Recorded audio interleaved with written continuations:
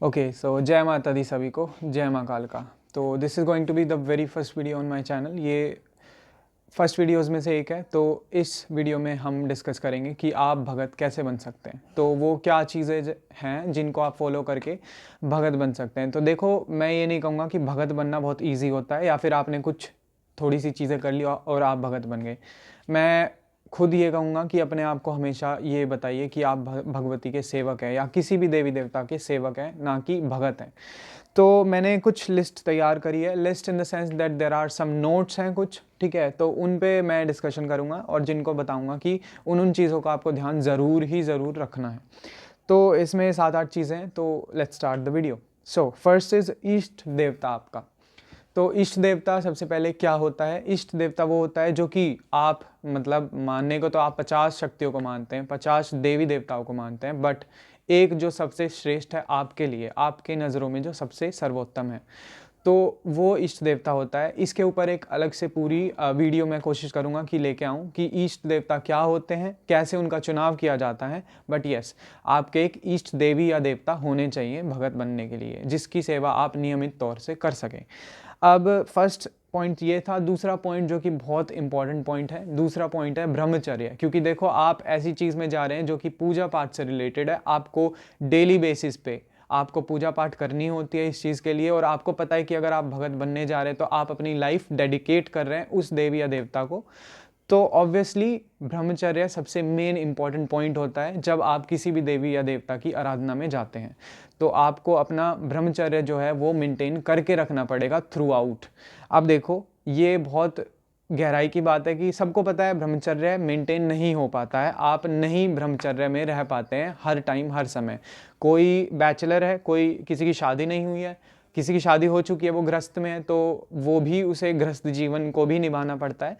तो उसकी भी कुछ ऐसी चीज़ें होती हैं कि भाई एक टाइम पे ऐसा लेवल आता है कि आप उस टाइम के बाद ब्रह्मचर्य खुद ही से रहने लग जाते हो। और वो कब होता है? जब देवी की या देवता की आप पे कृपा होती है।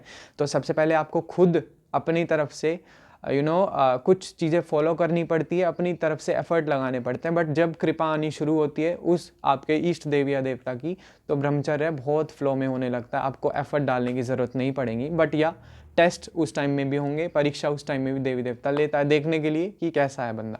सो the second point is going to be brahmacharya. Now the third point, नियमित पूजा। ये सबको पता है। देखो, इंडिया में या हमारे भारत में, सनातन में नियमित पूजा हर घर में होती है, ज़्यादातर मोस्ट घर में होती है। वो किस तरीके की नियमित पूजा होती है? जोत लगाते हैं, ठीक है, और जब उनको लगता है कि मन कर गया तो वो भोग प्रसाद अपने देवी देवता का या ईश्वर का चढ़ा देते हैं। तो नियमित पूजा से मेरा मतलब क्या है? नियमित पूजा से मेरा मतलब ये है कि आपने एक इष्ट बना लिया है, अब आप उसकी डेली बेसिस पे पूजा कर रहे हैं। वो जो रूल्स होंगे वो आप खुद सेट कर सकते हैं कि आप डेली बेसिस पे क्या करेंगे। देखो, कोई कोई होता है जो डेली बेसिस पे जोत लगाएगा, उस शक्ति की आरती करेगा, ठीक है, चालीसा पढ़ेगा, भोग लगाएगा, डेली लगा रहा है, वो डेली ये सारी चीज़ें फॉलो कर रहा है। बट आपको अपनी लिमिट सेट करनी है कि आप अपनी दिनचर्या से कितना समय निकाल सकते हैं। मान लीजिए अगर आप वर्किंग हैं तो आप उतना टाइम नहीं दे पाओगे ऑब्वियसली। तो आपको एक चीज़ सेट करनी है कि देखो, मैं इतना कर सकता हूँ। मान लो मैं सुबह शाम की जोत लगा सकता हूँ, ठीक है। तो ये होती है नियमित पूजा। बट अगर जो भी चीज़ आप डिसाइड करें, मान लिए आपने जोत डिसाइड करी है कि मैं डेली जोत लगाऊंगा, तो उसको आप फॉलो करना है थ्रू आउट, ठीक है। उसके अंदर आपको कुछ भी कटिंग्स नहीं करनी है कि 2 दिन फिर गायब कर दी जोत, फिर तीसरे दिन लगा दी, ऐसा नहीं। वो चीज़ को फॉलो करो थ्रू आउट। तो नियमित पूजा होनी चाहिए, और उस नियमित पूजा के रूल्स आपको खुद सेट करने, कोई भी आपको नहीं बताएगा। कोई भी एक प्रॉपर तरीका नहीं है कि इस तरीके से होता है। हालांकि मैं एक सजेशन की वीडियो ला सकता हूँ कि आप इस तरीके से कर सकते हैं, वो भी अगर आपको चाहिए तो आप कमेंट्स में बता सकते हैं। अब उसके बाद है नेक्स्ट पॉइंट, इष्ट दिन। देखो, आपका इष्ट देवी या देवता आपने चुन लिया है, अब आप नियमित पूजा भी कर रहे हैं, बट उसका एक पर्टिकुलर दिन होता है। जैसे कि एग्जाम्पल के लिए बाबा भोलेनाथ है, उनका दिन कौन सा होता है? सोमवार का, मंडे का उनका दिन होता है। माँ कालका है, उनका दिन कौन सा होता है? ट्यूसडे का होता है, या शनिवार का, मंगल या शनिवार उनका दिन होता है। हनुमान जी है, उनका दिन होता है मंगलवार का, ठीक है। तो जो भी आपकी शक्ति है, जिसको भी आप मान रहे हैं, जो भी आपके इष्ट है, अगर वो कोई क्षेत्रीय देवता भी हैं, ठीक है, तो उनका भी दिन एक होता है जो कि आपको पता करना पड़ेगा अगर आपको नहीं पता है तो वो दिन जब आपको पता चल गया है तो उस दिन को आप नज़र में रखते हुए उस दिन कुछ ऐसा स्पेशल करें जो कि आपकी शक्ति को, आपके इष्ट को लगे कि मेरे लिए कुछ स्पेशल उस दिन होता है। मान लीजिए पूरे हफ्ते आप जोत लगाते हैं, सुबह शाम लगाते हैं या फिर शाम शाम को लगाते हैं, तो अब मंडे आ रहा है बाबा भोलेनाथ का और वो आपके इष्ट है, आप डेली जोत लगा रहे हैं, पर मंडे आते ही आपको उनका अलग से कुछ भोग प्रसाद देना होगा। तो this was going to be another point. भोग देने का एक और पॉइंट मैं बताने वाला था पर इसी में इंक्लूड कर देता हूँ। कोई एक दिन बना लीजिए, अगर आप डेली भोग नहीं दे पा रहे हैं, चाहिए आप मिश्री का भोग दें, क्योंकि ये भाव की बात होती है, मिश्री का दें या कुछ भी आप भोग में दे सकते हैं। और भोग के ऊपर भी एक वीडियो आएगी जिसमें कि मैं बताऊंगा, क्योंकि ये चैनल की स्टार्टिंग फेज़ है और बहुत सारे टॉपिक्स हैं जो हमें कवर करने हैं। तो आप उस पर्टिकुलर दिन, जो कि जैसे कि अब सोमवार है बाबा भोलेनाथ का, तो उस दिन आप भोग भी दे सकते हैं उनको, ठीक है, क्योंकि आपको कुछ स्पेशल करना है उस दिन उनके लिए, ताकि वो प्रसन्न और ज़्यादा हो जाए। आप डेली तो करते ही हैं पर उस दिन कुछ हटके करना होगा, तो वो हो जाता है इष्ट का दिन, जिस दिन आप ज़्यादा समर्पित हो अपनी शक्ति के प्रति। नेक्स्ट पॉइंट होगा गुरु का।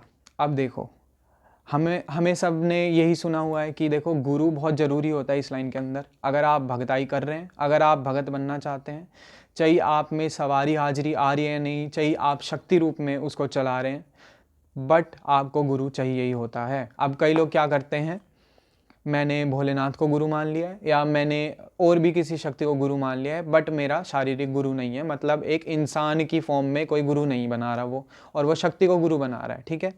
उस केस में बहुत सारी प्रॉब्लम्स आती हैं, जैसे कि अब वो शक्ति तो आपको हर एक लाइन में आके नहीं बताएगी कि पर्टिकुलर कि ये मत करो, ये कर लो, ठीक है, ये चीज़ को ऐसे कर लो, ऐसा नहीं होता है, ठीक है। बट अगर आपका शारीरिक गुरु है, एक इंसान आपका गुरु है, तो आप उससे कुछ भी पूछेंगे वो आपको तुरंत बता देगा, क्योंकि उसने वो सारी चीज़ें पहले से करी हुई हैं, राइट। सो उसने वो सारी चीज़ें करी है, तो अगर आप कुछ गलती करने जा रहे हैं या कुछ भी प्रोसीजर, कोई पूजा पाठ करे, कुछ जप या तप कर रहे हैं, तो वो आपको पूरा प्रॉपर रास्ता बताएगा कि ये चीज़ आपको ऐसे फॉलो करनी है, ठीक है। और गुरु का महत्व ये भी होता है कि वो आपकी प्रोटेक्शन के लिए सदैव उसकी शक्ति आपके पास रहेंगी। दूसरी बात ये, अगर जो उसकी शक्तियाँ पहले से उसके पास हैं, गुरु के पास, तो आप जब उसकी पूजा करेंगे बहुत ईजिली वो शक्तियाँ आपके पास आ जाती हैं। हालांकि उसमें भी बहुत सारी चीज़ें जो कि हम कभी बाद में डिस्कस करेंगे। अब ये one of the most important point है, नेक्स्ट पॉइंट जो है ये होता है भाव का, ठीक है। आप सब कुछ कर रहे हैं, आप पूजा पाठ कर रहे हैं, आप जोत लगा रहे हैं, आप भोग दे रहे हैं, आप जप कर रहे हैं, ठीक है, बट आपके मन में ये चल रहा है, तेरा इतना सब कुछ मैंने करा है और तू मेरे को एक्सचेंज में ये करके दे, ठीक है। किसी भी शक्ति का आप कुछ भी कर रहे हैं, आप ये सोचते हैं कि मैंने इतना सब कुछ कर दिया और अब मेरे को मतलब एक्सचेंज में शक्ति को ये चीज़ करके देनी पड़ेगी, बिकॉज मैंने इतनी मेहनत कर दी। जब आप अपने अंदर वो मैं का भाव लेके आ जाते हो ना कि मैंने करा है, ठीक है, इसके लिए करा है, तो आपको कुछ नहीं मिलेगा, ज़ीरो, कुछ भी नहीं मिलेगा। तो सबसे इम्पॉर्टेंट चीज़ भाव होती है। जब आप उस शक्ति के प्रति समर्पित हो जाते हैं, उस शक्ति को आप मानते हैं, दिल से ये बात मानते हैं कि आप उस शक्ति की चरणों की धूल हैं, ठीक है। कभी भी आप उस शक्ति से बड़े नहीं हो पाएंगे, अगर आप सिद्ध भी कर लेते हैं तब भी आप उसके चरणों की धूल ही रहेंगे।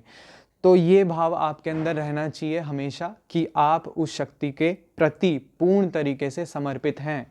शक्ति हमेशा भाव देखती है, भोग बाद में आता है, पहले वो आपके भाव देखेगी। अगर वो आपके साथ चलेगी, आपके अंग संग चलेगी, तो आपके भाव पे चलेगी वो, ना कि भोग पे। अब ये सब बातें हो गई। अब सारी ये सब चीज़ें साइड में करके हम बहुत एक बेसिक चीज़ के बारे में बात कर लेते हैं, जो कि है आपकी आत्मा। आत्मा का गुण कैसा है आपकी।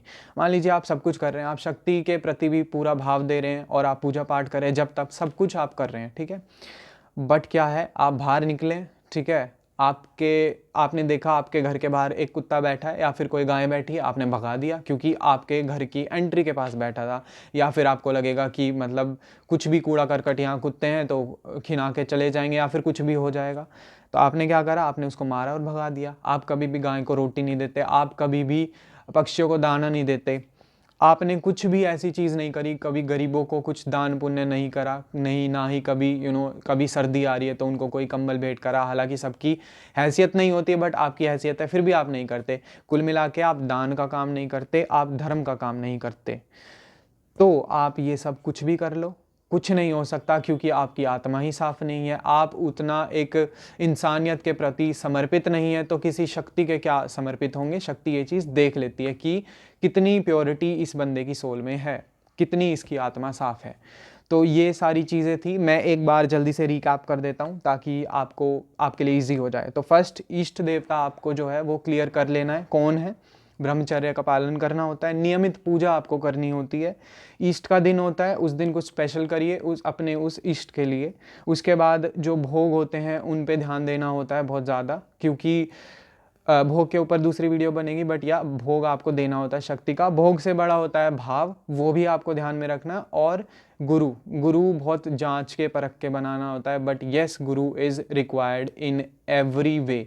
ठीक है, तो ये सारे पॉइंट्स थे। और लास्ट में तो हमने आत्मा के बारे में भी डिस्कस कराई है कि आपकी आत्मा साफ होनी चाहिए। सो these were all the points in this video that were covered। तो अभी इस वीडियो के लिए इतना ही। बाकी अगर आपके कुछ भी क्वेश्चन होते हैं या फिर कोई टॉपिक जिसके ऊपर आप वीडियो चाहते हैं वो आप बताइए कमेंट में, उसके ऊपर मैं कोशिश करूँगा कि वीडियो ला पाऊँ। सो जय माँ कालिका, जय माँ आदिशक्ति।